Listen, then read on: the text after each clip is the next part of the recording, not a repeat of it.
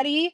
Welcome, welcome. I have Mary Beth with me. She is here to share her story and her experience and tips on being a distance caregiver. We hear a lot about caregivers who are like the main ones, but it's easy to feel like you're not a real caregiver or you can't be of service or help folks around you or family members that do have dementia. So I'm really, really excited about this conversation. So welcome, Mary Beth.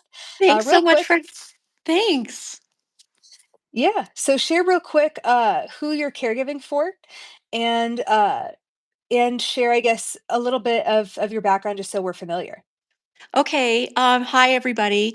I joined the membership a year ago with Dementia Caregiving Made Easier, and that was after a few months of just research on my own on the internet because my mother-in-law has been diagnosed with vascular dementia and Alzheimer's. However, she lives on the East Coast in New England, and I live in Idaho.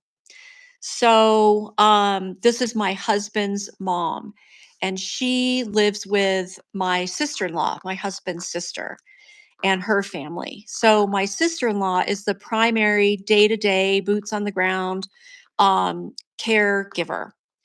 Um, and I started to do all this research because it was a new diagnosis, although we had known something was going on, and we were really struggling. She had fallen for the second time and had broken a femur. So she was in a new environment, the hospital, and then rehab. And uh, she was, combative and confused and, ripping out tubes and, which is not her typical personality.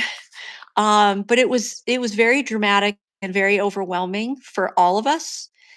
And at one point, my husband even flew back there to kind of give moral support to his sister and to be there for his mom.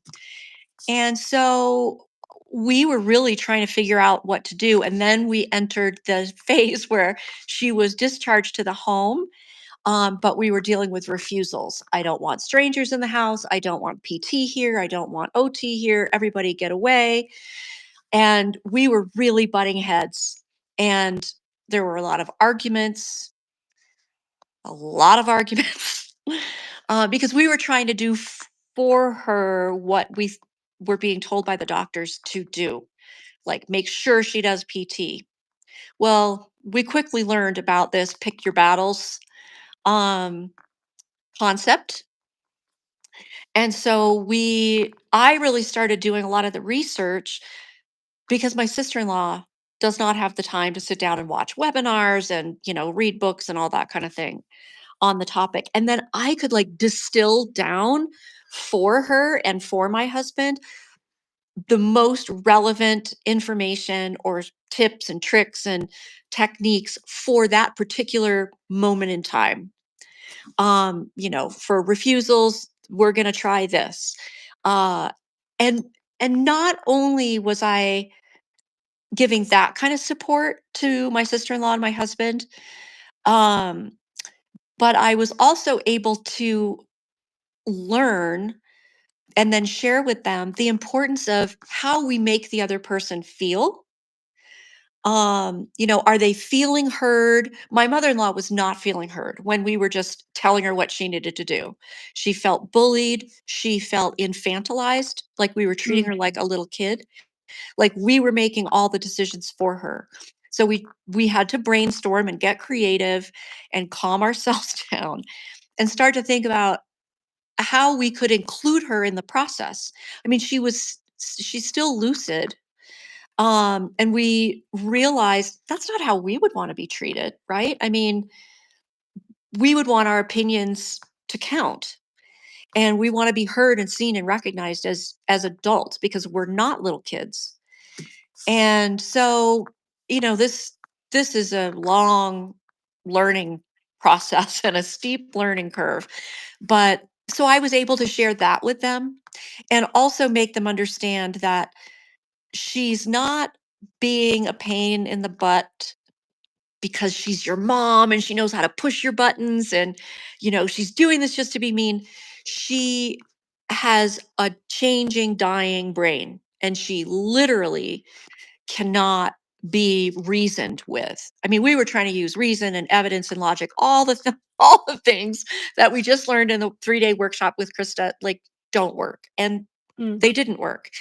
And so, um, I was able to share those kinds of things, from the very specific, this is how we can handle this, to that more kind of empathic compassion side of things.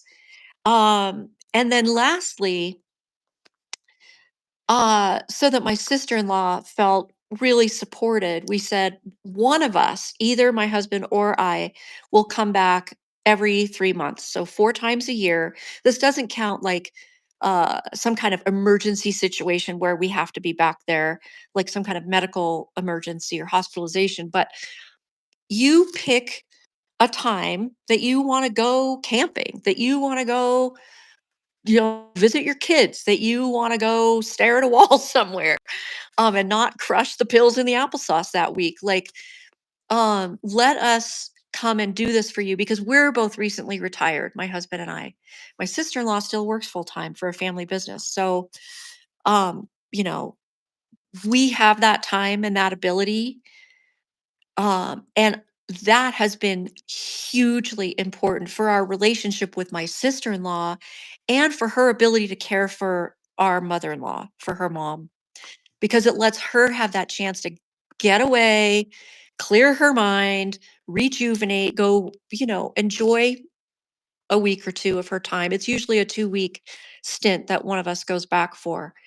Um, so that's how it kind of started. There's been a new chapter, and I guess we'll get there too. But yeah, that's a very long answer.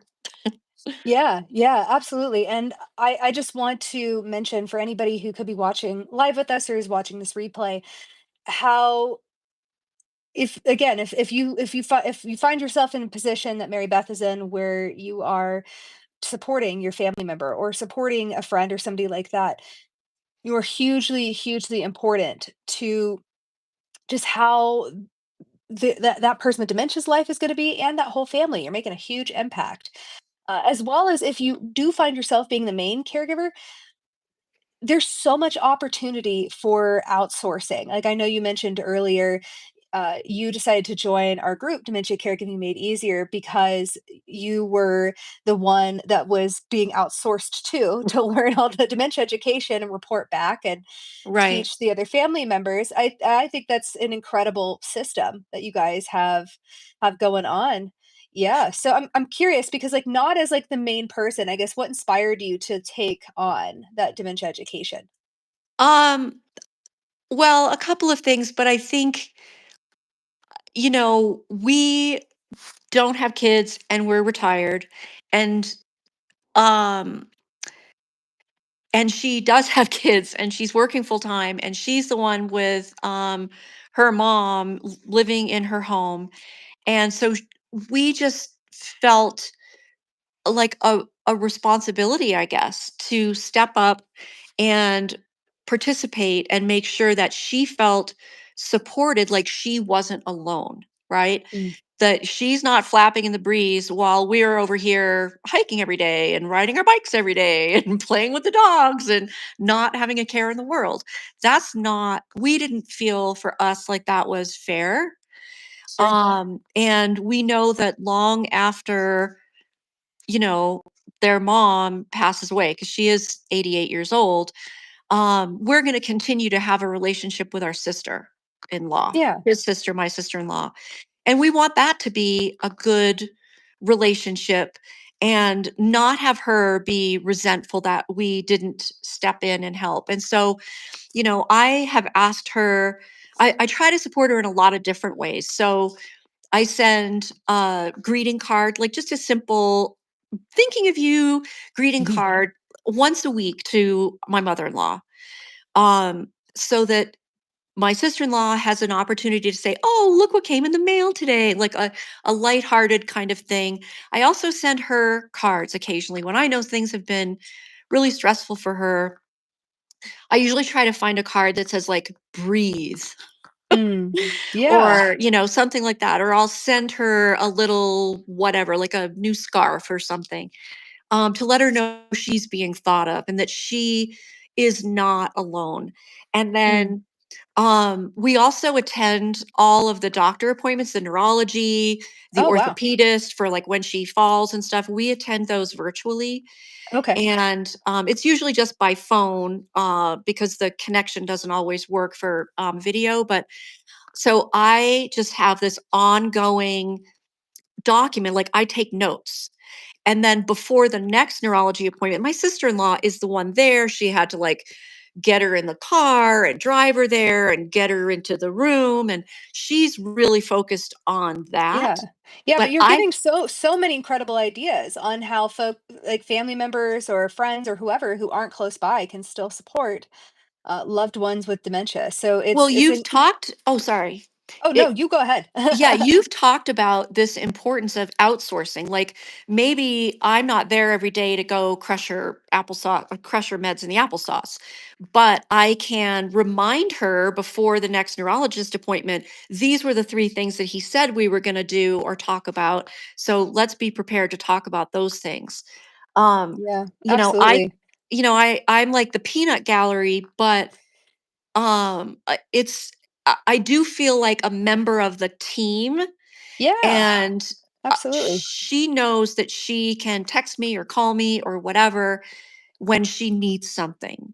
And I would wish that for every caregiver out there. And I know from our small groups in the VIP membership, not everybody has that, Oh, I'd say but most people don't. it is so it's very appreciated, and that makes me feel like, I'm doing a good thing for the family. Yeah. Yeah, absolutely. Yeah, and I know you mentioned a few things as far as our membership goes. So, Mary Beth is part of a more private community that I run called Dementia Caregiving Made Easier.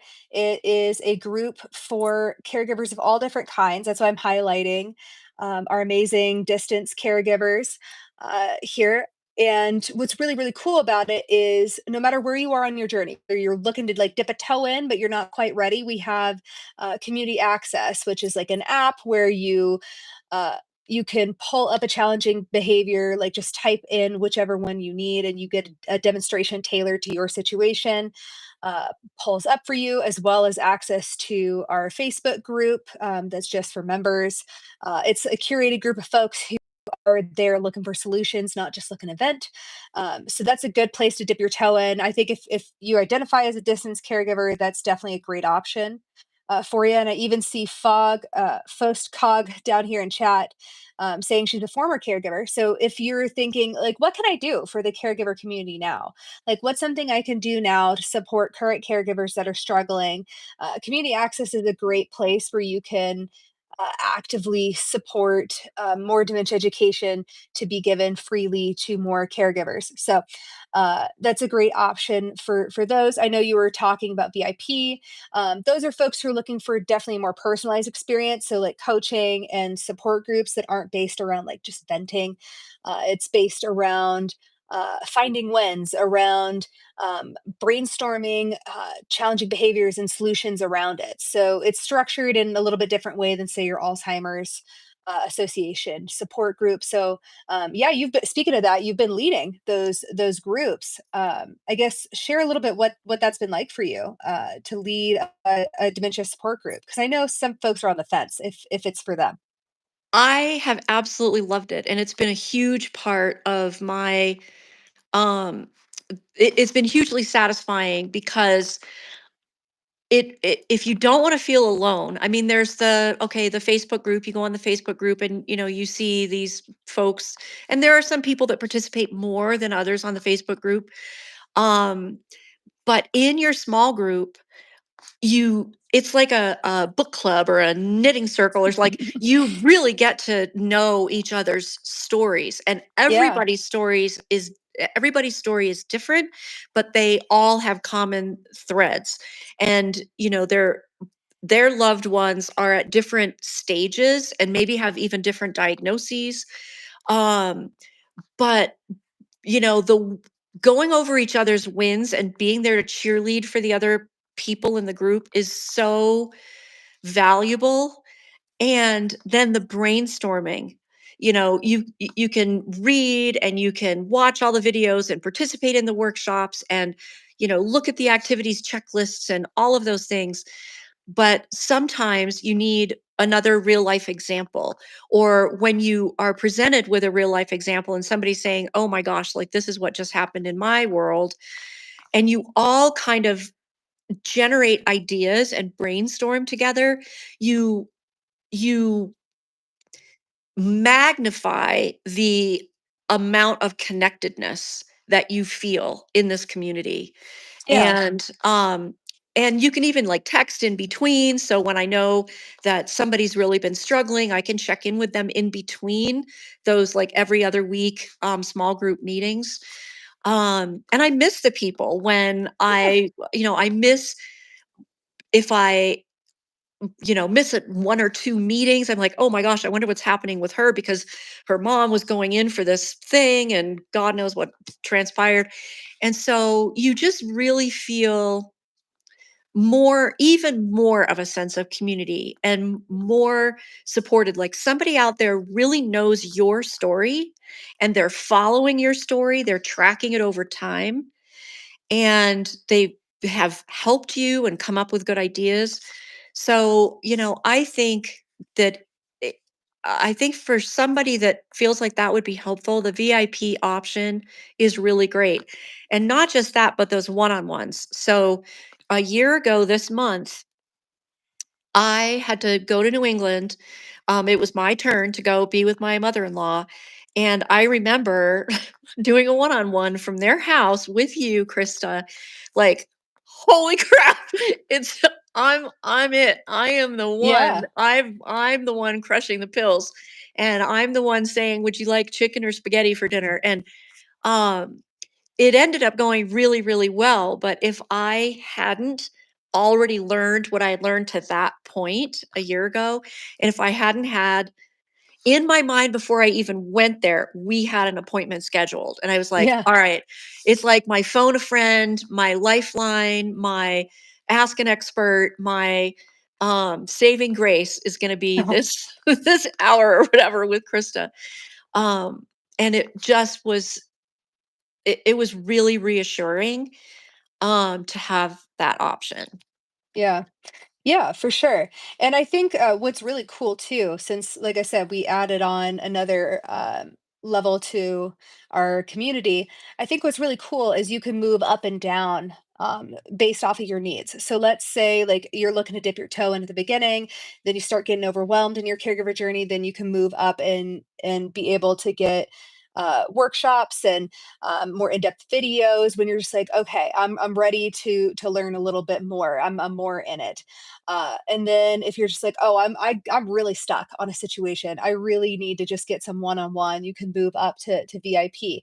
And let's say that situation goes away, you can always move back down. So it's what I wanted to offer everybody is a lot more flexibility too, so that no one feels like they are feeling like guilt. Like, because I noticed a lot of our community members would come to me and say, I feel so guilty that I'm not using like all the things that you're offering. I'm like, first off, I actually really don't expect anybody to participate or do every single thing. Like we're doing like printables, we're doing videos, we're doing monthly workshops, guest experts. Like there's no way anybody could keep up with 100% of it, so I slot everybody in. Like everybody has a different style of learning, so definitely I know for you, Mary Beth, you're definitely like a one-on-one gal. Like you definitely really thrive getting that one-on-one attention. I think a lot of people do, but I think you do especially. But some people, I call them like my binder people, where they love a printable. Like they're like, I don't have time to watch a video, I don't have time to go to a workshop, but I do love me a good checklist. Like I do like to scan my what do I say when they want to go home, and I can scan it and there it is. Right. Those are my binder folks. Or I do have some video people where they just like, okay, on my lunch break, I'm going to listen to this, or on my drive home, I'm going to listen to this educational video. and I'm good. I'll get my nugget, I'll get my win for the week, and I'm feeling great. Like, everybody's gonna go through, like, get a little bit something different. And for some people, they're just like, hey, I just need a quick 30-second video. Like, those are community access folks. So there's a little bit of something for everybody in our group. So I'm just excited to be able to bring more people into our fold. Right. And those printables and those check sheets, the checklists that you have, those Yeah. are really incredibly helpful. Recently we did a one-on-one, and I was talking about my newer situation that is very much a daily Oh, occurrence for oh yeah, me. yeah. Please share the more recent one for sure, because that's Well, been really, really cool to hear about. so this is another reason why continuing to learn is can be so incredibly valuable, because um we all are here because we have at least one loved one with dementia. But dementia is like in pretty much every family out there. And I just happened to, when I retired, we moved to Idaho, and our next door neighbors are an elderly man and wife, and the wife has Alzheimer's disease. And, her memory was not good, and she was aware that it wasn't good a year ago, a year and a half ago when we moved in. But she has really declined quickly. And she, we had gotten to be friends because we walk our dogs and we see each other in the, neighborhood every day. But her condition has really declined, and her husband has been kind of at his wit's end because she wants to go home every day. She wants to go home. And he's like, oh my gosh, what do I do? And, we're out there with my dog on a leash and his dog on a leash, having a little like secret conversation by the aspen trees or whatever. And I'm like, sharing some information. Well, it progressed, and she developed this condition called Capgrass Syndrome that I've talked to you about, where there's her husband who happens to be out of town, he's away somewhere, and then there's this like creepy imposter person that looks just like her husband but is not her husband, and Mm. he's in her house. And so almost every day at like 3 o'clock sundowning time, um, she comes tearing over here in a panic, because there's this creepy man in her house who she knew an hour ago was her husband, but now she doesn't know. And that's been very, very difficult for him. And so I have been able to talk to Krista and get some information about that, and how to not only help her in the moment when she is like fight or flight freaking out, and she can't stay here, um and but also support him, because he's in a state of extreme anxiety and grief, right? I mean, he Mm. said the other day, I've already lost her. Mm. um but I have seen him, just as this is one example, I've seen him over and over and over again over time correct her. So she'll say, whatever, I have 3 dogs, and he's like, no, we only have 1. And so I've tried to tell him, does it really matter in the moment if she thinks you have 3, because my 2 are sitting there and she thinks they're all hers? Who Yeah. cares? Like, don't don't make her feel stupid. Don't make her feel like she shouldn't have said anything. Don't try to present evidence, logic, and reason, everything that you have said. So again, I can take all of this stuff that I learned because of my mother-in-law and share it with my neighbor. And um and I have also shared it with a really good friend of mine whose both of his parents have dementia, and he doesn't live near them, but his sister does. Well, he and his sister both participated in the 3-day workshop this week, because I had told them about you, and he has seen h- how my learning has progressed and how I've been able to kind of help people and pay it forward and pass along this knowledge. So I think this knowledge is not going to ever go to waste. There's always going to be somebody at church or somebody in the neighborhood or, a friend's parents or a friend or our spouse in the Yeah. future. That's Um, so that's such a great point. Yeah, definitely. you know, Definitely. this is a language, a way of thinking, a way of dealing with people that is going to be called upon again and again, I think, through our lifetime. Um, Oh, and 100%. We were having a conversation earlier of and I'll share this with you guys here. So I've also worked in the senior living industry. The average age that someone will need some type of senior living, nursing home, assisted living, that type of care is 83. The oldest baby boomers are going to turn 83 in 4 years. So this is about to become a huge issue for a lot of us. Like, you're not kidding when you say that either you were a caregiver, you currently are a caregiver, or you're gonna be a caregiver for someone with dementia. Like, it is about to tidal wave into all of our lives very, very soon. So yeah, I agree with you. It is a whole new skill set that you're taking on when you're learning how to communicate and engage someone with dementia. And that's really what our community is all about, is working together and learning together ways, more practical things. So I'm not here, you guys, talking about all the scientific reasons why dementia happens. There's a lot of great, like, scientists and neurologists and people out there doing that, and they do a great job. However, I'm here to give practical boots on the ground type advice. Kind of like you were talking with your neighbor, like when your neighbor comes over and says, "I need to get away from my husband." Like, now you know what to do. I do. And it makes me feel really good that she feels safe and comfortable to come over here. It does make me worry that, like, oh my God, can I ever leave town again? Or can I ever go to this because I know at 3 o'clock she's gonna come over here. Um, but it makes me feel really good that there's something in the way that I've related to her over time that makes her feel like this is a safe place. Mm, And I think, I think it was you who said people with dementia aren't going to remember what we say, but they're going to remember how we make them feel. And, because they start to, lose the cognitive capacity, but they have that emotional um, response still yeah, very much yeah, intact. And so, as things progress and it's less about forgetfulness or refusals or I want to go home, and more about, okay, now they need help toileting or they need help showering or that kind of thing. They better feel safe and comfortable with you, or you're going to have some real struggles. yeah. And so really it's about making it easier for everybody.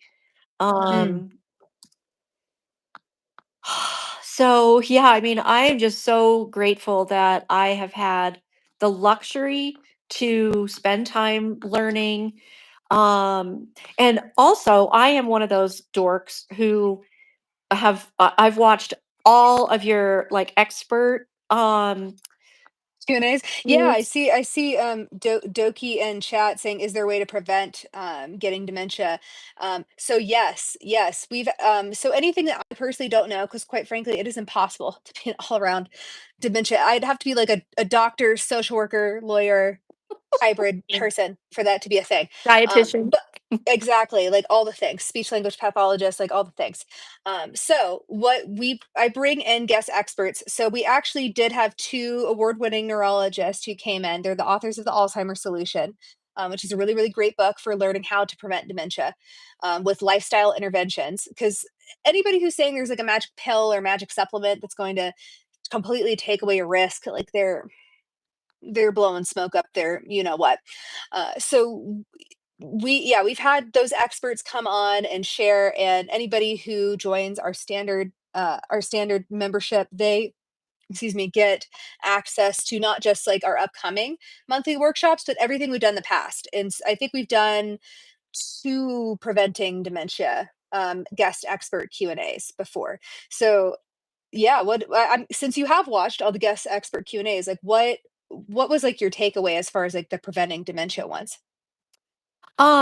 Really, this is not going to come as a shock to anybody. It might come as a disappointment to some people, but not Oh as a no. shock. Like, eat healthy food and exercise and social connectedness. So, Yeah. maintaining those social connections, making sure that now I'm a retired person and I could spend all day, every day inside my house puttering around. But I just joined a community garden. So I'm going to be not because I've been a gardener forever and I love to grow vegetables. And beautiful flowers. But I'm going to do it now in a community garden so that I, still have new people to meet and talk to and exercise that part of my brain. And making sure that we get together with friends for, dinners. And yes, they take effort and it's easier to just sit here and stare at my husband and eat whatever we're going to eat. But, making sure that we are committed to maintaining and continuing to build social relationships. Isolation is terrible for anybody that's elderly, well, anybody Yeah. in general, Yeah. anybody. Yeah. But, social isolation is terrible. The opposite of that is social connectedness. And, so I'm actually listening to the 30-day Alzheimer's solution or whatever. So it's like a follow-up sort of condensed version of the Alzheimer's solution by the same people that you were talking about, those two neurologists. So while I was out pruning my bushes earlier today, I was listening to that. I'm like, okay, nuts and seeds, legumes, green tea, and talking about all the things to make sure that you eat every day. Kale. Thank Yeah. goodness we love kale. Like, we're kale fanatics. Um, but it's just another reminder, yeah, we don't eat it every day.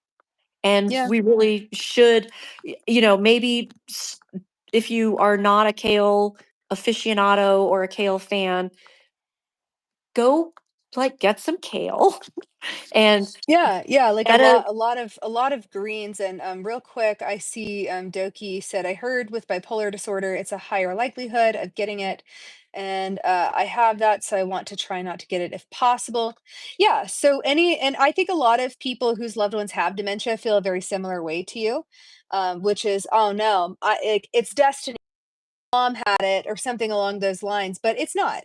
It definitely ups your risk for sure, but there, like you're talking about, like there are plenty of ways that you can help mitigate that risk. And again, the great news about our community is we make it easy to give you access to the information that you need, from diagnosis to end of life, or even if you just want to know this stuff for the future. It's really, really good to have for sure.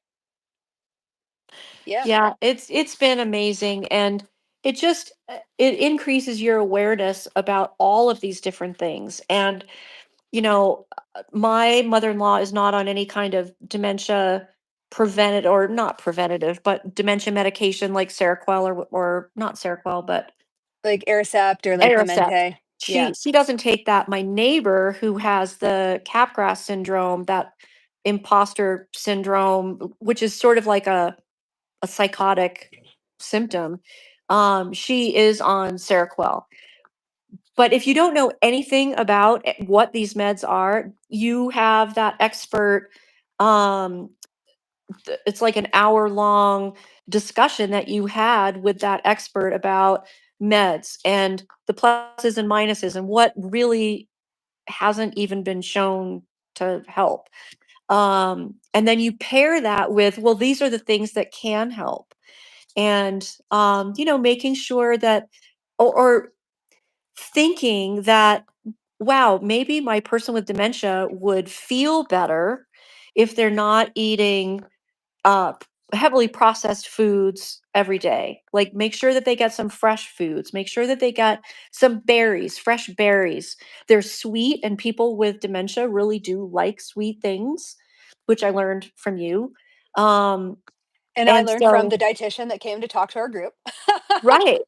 And so, it's just this super comprehensive experience that is not only going to serve us in the here and now with our loved one with dementia. I just really feel like this has universal applications with virtually everybody that we're going to come across in our lifetime. Oh yeah, absolutely. And it's and to your point, Doki in chat here, hopefully I'm saying that correctly. Uh, it's good to be prepared for yourself as well. So if again, just real quick, if anybody's curious about our joining our dementia community, getting access to those guest experts, getting monthly workshops, being able to potentially get one-on-one coaching, that type of stuff, go to dementiasuccesspath.com. I have a link for it in chat right now, and I'm going to have it in the description as well. We close our doors on April 30th for new members, and we only open like once or twice a year. And the reason for that is because, quite frankly, I get like hundreds of messages every week. It's a lot. So our community, my community helps me really understand. Okay, who's really serious about not just like getting an email back from me, but really maybe taking the nugget of that and applying it, or just like someone who just really uh, really is wanting to be a part of a community, even again if it's just dipping your toe, even if it's being able to have access to a really helpful app with challenging behaviors that could come up, and a Facebook group that isn't like super venti and is more focused on positive solution oriented folks. So uh anyways, just wanted to give that option for anybody who was wondering, like, okay, where like you guys keep talking about this group a whole bunch, like what is that? It's Dementia Caregiving Made Easier. So um yeah, so I'm curious now. I know you talked about your experience with your mother-in-law and with your neighbor. um how have things been like since joining the our group, getting that dementia education, like arming yourself with all that knowledge and that support? I just feel a lot less antsy and a lot less unprepared. I mean, I feel more Mm, prepared is the other way to put that. Like, sure. um, if my neighbor had started running over here a year and a half ago, thinking that her husband was this creepy man that looks like her husband but was really an imposter, I would have been like deer in the headlights. I would not have known what to do. Sure. Especially when she comes over and like her face is flushed and she's shaking and you can tell she is like fleeing the enemy. She feels like Mm, she is fleeing the enemy. And now I'm just like, oh, here she comes. And so, I know I can bring her in. I have a calm app that plays like very calming music that helps me to go to sleep at night. So I put on the calming music and I go in with curiosity. This is exactly what you were talking about through the 3-day workshop. Ask her questions. Wow, what is going on? And like, is it okay if I give you a hug? Because you just look so upset right now. And validating her concerns, not being like, what the heck are you talking about? That is your husband. Get back over there. Like, yeah, that is not going to help or work. yeah, And so, yeah. I've just it's a whole new way of dealing with people. It's like dealing with an alien. It's like Dealing with because folks with dementia is like dealing with an alien. but I mean, because they look like a fully functioning, fully cognitively functioning person until they open their mouth and Yeah, say something that makes no sense. And so yeah, um like it's a whole new skill set that you're having to acquire. totally. And you're not going to get it right every time. You're not going to get it right the first time or maybe the first 10 times. And that's why I rewatch your videos. Um, because the I want to go home. He was like, "Oh my gosh, she wants to go home. What do I say?" I'm like, "Hold on a minute." Like run back over here, watch Yeah, your yeah, video. that's where the help app that can really really come in handy, where you can Oh, just be like, hold please, let me watch this 30-second video. Type. Okay. yeah, right. It's a lot faster than coming back and like going through the weekly, videos. I want to go home. Yeah. Oh, the app sounds absolutely like a godsend. And thank you and Jamie for working so hard to put that together. That's going to be hugely helpful for people. like immediate assistance, Yeah. as opposed to like this big long learning curve that I've been on. Although both together is even better. So, Yeah. yeah, I just feel a lot more empowered, and I feel more useful as a human on our planet. Um, I just feel like I'm equipped, Mm. um, but also supported, because if I forget what to do when they want to go home, I have the resource to come back and remind myself. And I love the small group. I love leading the small group because honestly, I have the time to send out the reminders and keep track of who's who and who's in the group. And whereas the other people they are all boots on the ground, day to Yeah. day, 24/7 caregivers. And so I just have the luxury of time. So that's why I volunteered to lead. And um, yeah, just the whole program has improved me as a person. I feel more Oh, wow. useful um, in the world. Yeah, yeah, and I mean, honestly, I think you're the like, I know everybody talks about, like, "Where'd the village go?" It's like, you're the villager that we would all any dementia caregiver that's full-time caregiver would deserve, and I think ultimately what's there too, one of the very first things you learn when you get into our group, and I know we talked a little bit about this earlier, is how to outsource. The thing that breaks my heart about so many people in our group, like one of the very first things anybody who first joins our group says is, I wish I had just done this sooner because it would have saved me so much." Because what's there, and I know we were talking about this earlier too, where once your person with dementia gets more in middle stages or late stages, where the symptoms are getting more intense or their needs are getting more intense.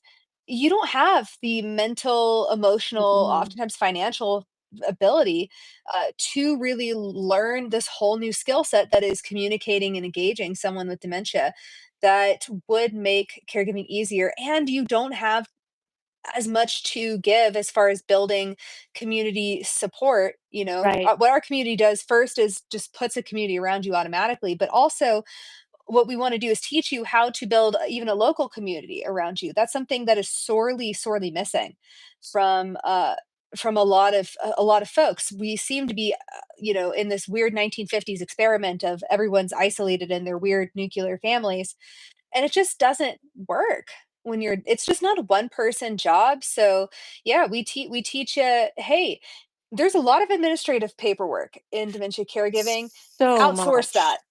Outsource that.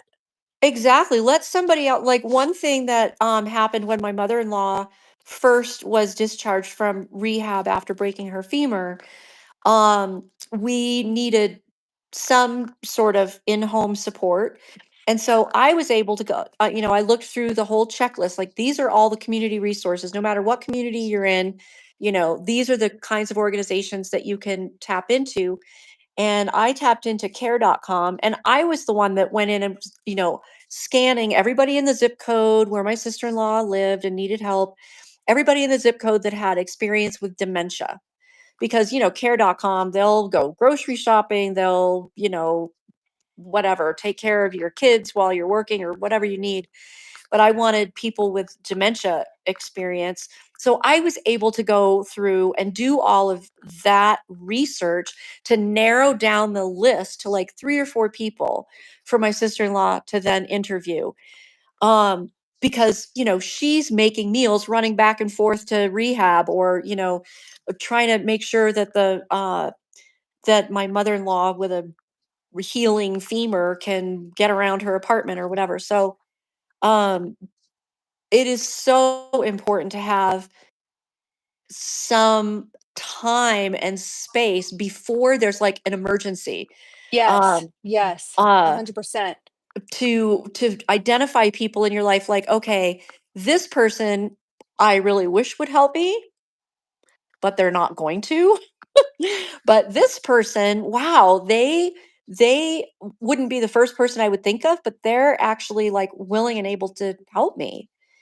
Yes. um Yeah, and especially, like, all the wonderful examples you gave at the beginning of all the ways that you support your sister-in-law states and states away. You know, you're on the phone for doctor's appointments, you are doing the research for them with care.com. Like, I think that opens up a whole new world of possibility when it comes to how people in your life can support you Mhm. when it comes to the big task of dementia caregiving. So, yeah, that's, like, one of the very first things you learn when you join, definitely the standard membership for sure, with a little bit longer videos. Our standard membership comes with the 5-minute education videos. It comes with the printable like cheat sheets, checklist, shopping lists. Like basically everything is done for you. Uh, truly, like it. We like if it again if the information wasn't coming directly from me, it was coming from an expert uh, of anything. So anyways, oh man, we have been talking for 15 minutes past when I had originally planned. So, Mary Beth, real quick, any last thoughts, tips, advice for any caregivers out there? Um, Keeping it simple and short. Mm. I clearly am long and complicated. And so, but that is something that I learned right away that proved invaluable. Mm. Don't use complex words, don't use like all these crazy multisyllabic words like multisyllabic. Be very clear, very brief, not talking down to them, but just really trying to communicate clearly and succinctly because they are not taking in very much information very quickly. Yeah, And so keeping it short, being curious, validating how they're feeling, truly, not just in a condescending kind of way, but really treating them like you hope you are treated one day when you have dementia. yeah, Um, and reaching out for help, using the membership, whatever level you can either afford financially or whatever level you think is going to serve you best, and yes, recognizing that once you're in, you can move up and down. Like that is so, so incredibly valuable. Um, yeah, and just realize you're gonna mess up, but it's not a fatal error. Like you can learn and you can keep learning, and share the information when you have the chance to share, because everybody's probably going to face this at some point. yeah, definitely, definitely. Yeah, and again, if you're interested or curious about our dementia caregiver community, we are called Dementia Caregiving Made Easier. We are open for new members right now, and we are closing for new members April 30th. So if you even kind of think you want to join, definitely go to dementiasuccesspath.com. Again, it's linked here. It's going to be linked in the description. Check it out, see if it's for you. All right. Thank you so much for joining us, Mary Beth, and hopefully we'll be able to chat soon. All right, thanks so much, Krista. Bye, Bye, everybody. guys.